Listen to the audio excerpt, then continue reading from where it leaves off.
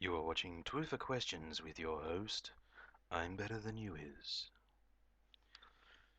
If you haven't watched the first episode entitled Truth or Questions Introduction, go ahead, turn this video off now, and go ahead and watch that one first, because there's a set criteria in how to answer these questions that must be applied when attempting to answer these questions.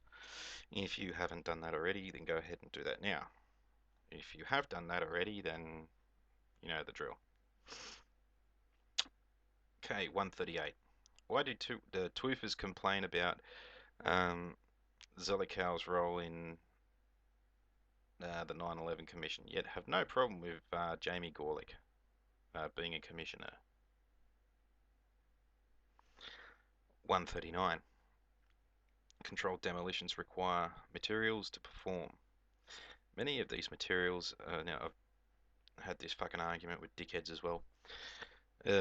Many of these materials are present after the collapse.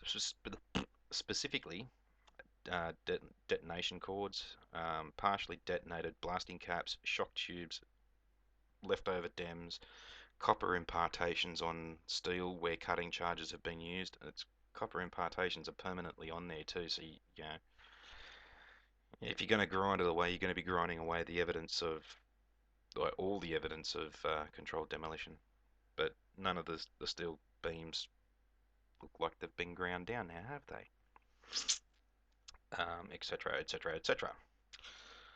All the litter from uh, the demolition site after any um, CD is strewn with this shit. Given the tower's size, clearly there would also be a record-setting volume of the evidence, det cords, caps, etc., left behind. Consider that FDNY volunteers, plus the cops, the AMBOs, construction crews, and anybody else who went to volunteer, and National Guard,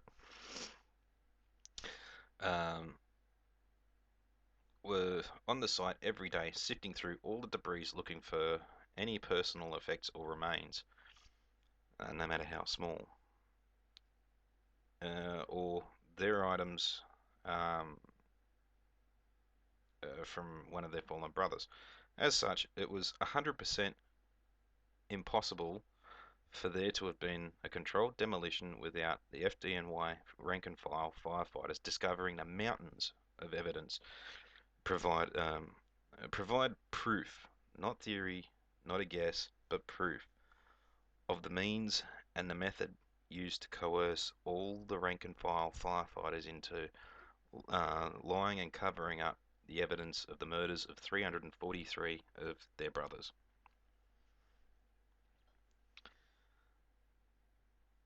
You really expect them to lose 343 of their mates, see some fucking det cord, and just 'cause some cunt in a black suit fucking said, "You gotta keep strong about that," they're gonna? I don't think so. I think Mr. Black Suit Dude will have a fucking fire axe through his head, just personally. Let's see. 140. Adding to the previous question. Would you take money or some other type of bribe to lie about the murder of 3,000 people? Yes or no? It's a fairly simple one.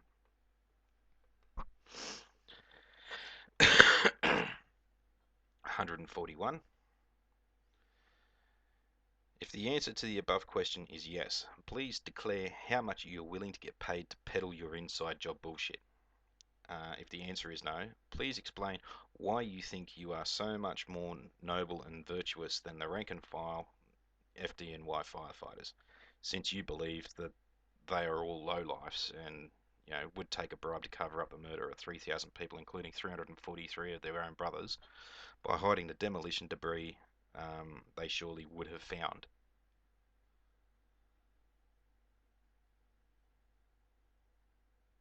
Yeah. It's part of the reason why um, I'm a bit miffed with the truth movement, is because they blatantly come out and call firefighters a pack of assholes. even if they try and do it in their surreptitious fucking passive aggressive fucking pseudo insulting fucking way, you know, it's still, you know, still not a fucking nice thing. I've been a firefighter, and you know, if they're calling one of us a fucking an asshole and an inside job and complicit and all that, they're calling the whole lot of us, as far as I'm concerned. And if that's the case, they can go get fucked, and I can take that as a personal insult.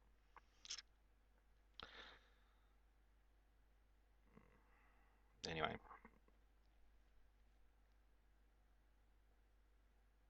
142.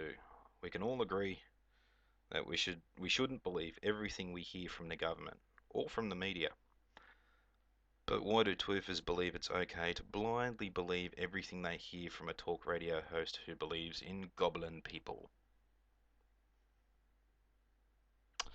I think Alex Jones's sexual orientation is called into question here, but you know, funny the terminology they use, goblin people. I reckon he likes gobbling on people.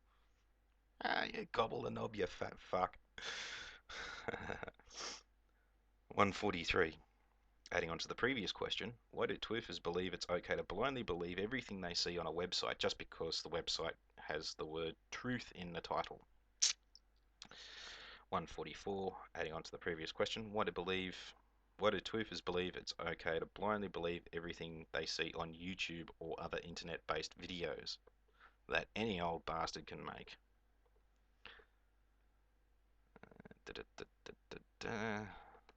One more. 145. Truthers point out that John O'Neill, former FBI agent, was killed on 9/11. He had recently, within days, taken a job working at the complex. John O'Neill was ostensibly blocked as an FBI agent by his superiors from pursuing leads and investigations regarding Middle Eastern terrorism. But truthers claim 9/11 was a false flag attack. So, if we attack ourselves on 9/11 and it wasn't Middle Eastern terrorists, why does it matter if O'Neill was blocked or not from investigating Middle Eastern terrorists? Since twoofers claim that O'Neill's work had nothing to do with 9/11 anyway. The terrorists were innocent, remember? Boobies.